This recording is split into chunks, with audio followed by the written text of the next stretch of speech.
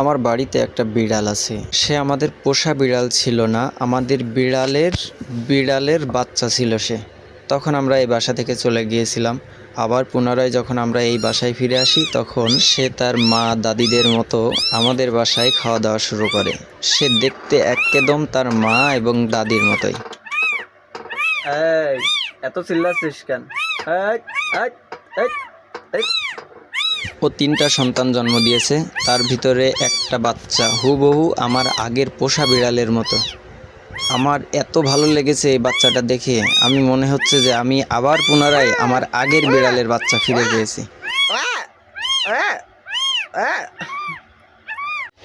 ওর বাচ্চাটাকে ওর কাছ থেকে নিয়ে যখন আমি আদর করছিলাম, ও আমার দিকে এক পলকে তাকিয়েছিল। ও ভাবছিল হয়তো ওর বাচ্চাটা আমি নিয়ে কোথাও চলে যাব না কি করব। আসলে মা তো সব সময় পাহারা দেয় বাচ্চাদের।